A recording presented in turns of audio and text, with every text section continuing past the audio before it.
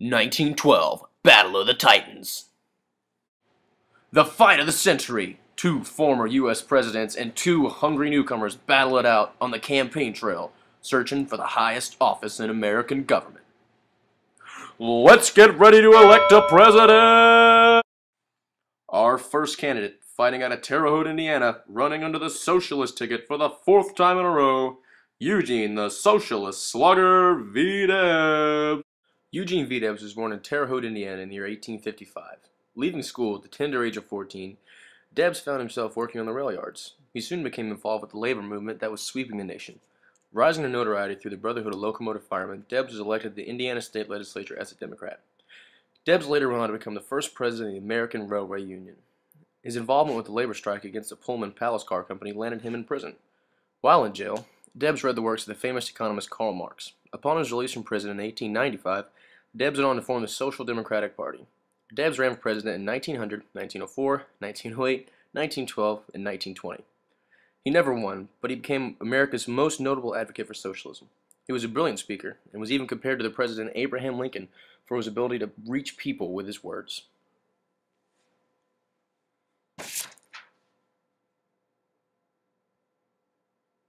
Let's learn about our other candidates. Fighting out of Cincinnati, Ohio, weighing an impressive 335 pounds, standing 6 feet tall, running in the Republican Party, William the Porker Republican Howard Taft.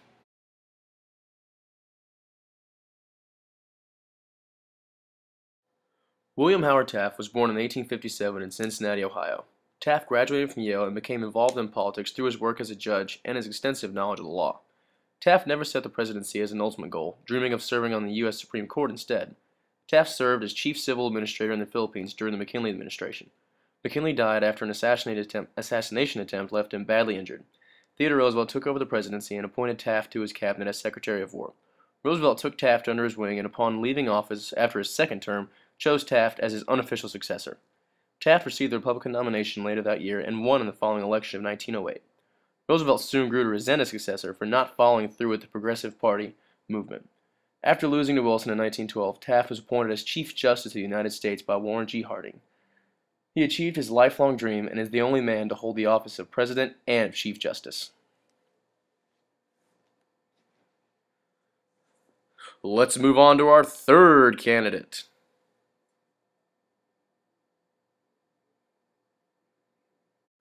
Our next contender, fighting out of Staunton, Virginia, running under the Democratic Party, Woodrow the Wild One Wilson.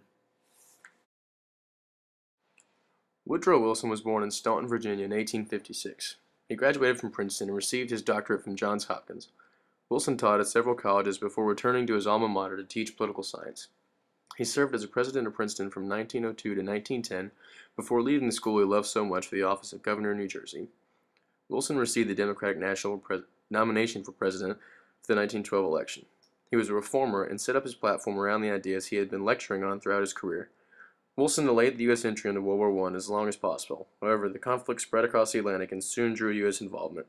Wilson led the United States through the war and won the Nobel Peace Prize for his efforts in diplomacy and attempts at treaties, and for his setting up the League of Nations.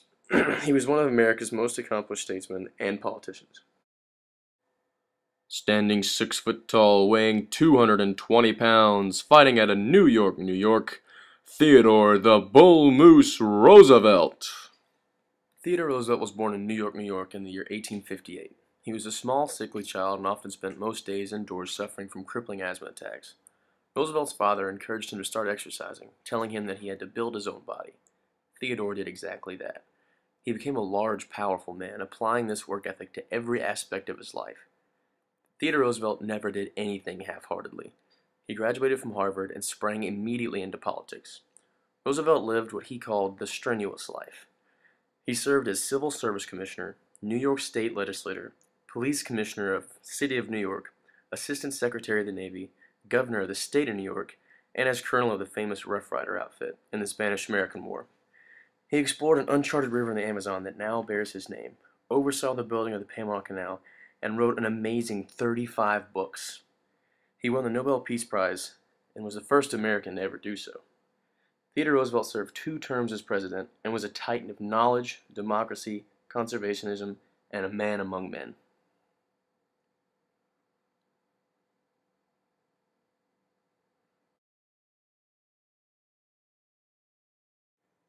After beating out William Jennings Bryan, Woodrow Wilson had the full support of the Democratic Party. The platform the Democratic National Convention called for was zero to low tariffs, antitrust laws, government control of big business, single term limits for president, presidential primaries, and popular election of senators. Having an entire party support is a huge advantage for Wilson. William Taft has the leadership of the old Republican Party, but Roosevelt had its people. Taft supported the Payne-Aldrich Act, lost the support of the Progressive Republicans, splitting the party in two. The Republicans supported high tariffs, strong government control over monopolies, Federal Trade Commission, strong Navy to control American interests all over the world. Taft had to have known that once Roosevelt came into this picture, neither of them stood a chance at winning. The Bull Moose, or Progressive Party, led by Theodore Roosevelt, claimed to be a party of the people. They wanted to keep power and money in the hands of the people. And their platform included provisions to amend the Constitution more easily, universal suffrage, restricting the power of courts, minimum wage, no child labor law, a 6-day work week, and an 8-hour workday. Roosevelt was pressured into running in order to not damage his massive ego. He accepted, not expecting to win, but strictly to keep Taft out of another term, in which he succeeded. The Socialist platform called for an end of capitalism in America and a total change in the American way of life. There was a large number of socialist votes, but they stood little chance of winning because of their radical idealism. While campaigning in Milwaukee, there was an assassination attempt made on Theodore Roosevelt's life. He then got up and gave a speech with a bullet lodged in his chest. John Schrank had to have nightmares of a third term of Roosevelt and attempted to end his life. But Roosevelt got up and gave the speech anyways. Despite being shot in the chest, he received no sympathy vote, and neither did Taft. Wilson cleared the Electoral College vote with 82%, and Roosevelt finished second with 16.5%. Taft only received 1.5% of the Electoral College vote, ending his presidency. With the Republican vote split and Wilson having major party support, the White House went to the Democrats, and the country would soon go off to war with Wilson leading the troops. Wilson would lead the nation to an unparalleled level of prosperity and would go on to be one of America's greatest statesmen.